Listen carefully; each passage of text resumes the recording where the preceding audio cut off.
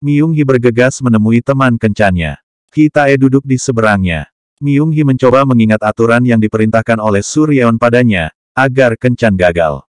Saat memesan minuman, Myung-hee memilih bir sebagai permulaan. Hitae lalu mengikuti jejaknya dan minum dari botol.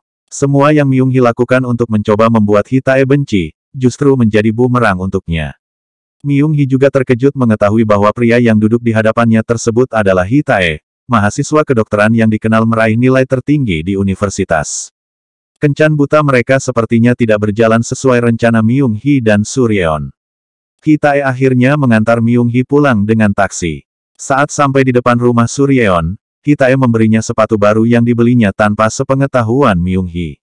Hitae membelinya karena selama kencan, Hitae melihat Myung-hee tak nyaman dengan sepatu yang dikenakannya. Myung-hee menceritakan gagalnya kencan mereka. Suryeon khawatir jika Hitae adalah orang yang cabul, karena bisa tahu ukuran kaki Myung-hee.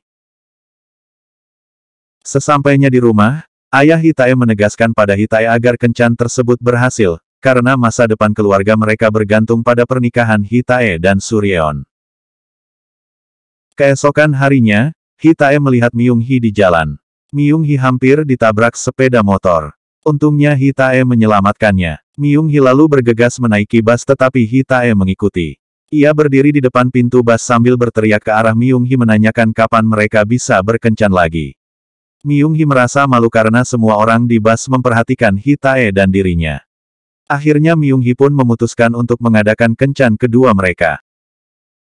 Myung-hee bergegas melihat adiknya Myung-soo yang berlomba di stadion. Myung-soo berhasil menjadi juara kedua dan juga mendapatkan tempat di tim nasional. Juara pertama diraih oleh Jung Tae, adik dari Hitae. Di mana ayah mereka tidak setuju Jung Tae mengikuti lomba lari. Ayahnya ingin ia menjadi tentara. Ayah Myung-hee, yaitu Hyun Chul, datang ke stadion. Suasana terasa tidak enak karena Myung-hee dan ayahnya tidak akur. Mereka bertiga makan. Usai makan, Hyun Chul membawa Myung-soo ke toko untuk membeli sepatu lari baru. Myung-soo bertanya apakah Myung membenci keluarga mereka, sampai-sampai Myung-hee ingin pergi ke luar negeri, bahkan tanpa memberitahu ayah mereka. Myung-soo merenungkan saat-saat mereka dulu bahagia, dan dia ingin keduanya berdamai. Myung-soo muncul dan bersiap pelatihan. Sayangnya Jung Tae tersinggung karena Myung-soo memakai sepatu yang mirip dengannya. Walaupun jelas yang dikenakan Myung-soo merupakan tiruan. Jung Tae menggertaknya, dan menyebutnya seorang pengemis. Hal ini membuat Myung-soo marah. Sementara itu, Suryeon kembali menuju asrama tempat semua pengunjuk rasa duduk menunggunya. Mereka semua curiga mengenai bagaimana Suryeon dibebaskan lebih dulu.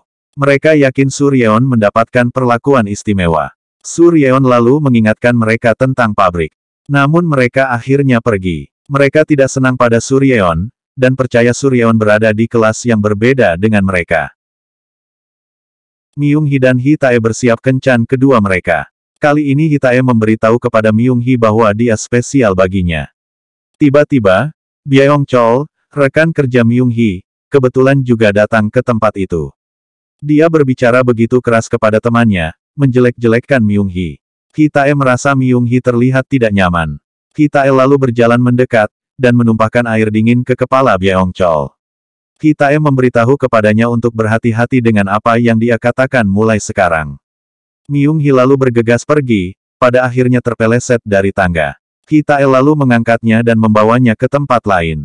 Di sana, dia membungkus pergelangan kaki Myung-hee yang terkilir. Mereka berdua memandangi kelopak bunga yang bertebaran jatuh ke tanah. Hitae bercerita bahwa dia memasuki festival lagu universitas. Hitae juga meminta mereka bertemu lagi untuk kencan yang lain sebelum musim bunga tersebut berakhir. Hitae mengatakan ia menyukai Myung-hee bukan karena Myung-hee anak orang kaya. Pada saat di rumah Suryeon, Myung-hee menceritakan pada Suryeon mengenai rencana kencan berikutnya dengan Hitae. Suryeon mengatakan Myung-hee tidak perlu melakukannya, karena mengingat teman-temannya sudah dibebaskan. Suryeon diminta oleh ayahnya untuk turun dan memilih hadiah yang diberikan dari Hitae. Namun lebih mengejutkan bahwa Hitae juga ada di sana. Hitae melihat Suryeon dan Myung-hee bersama.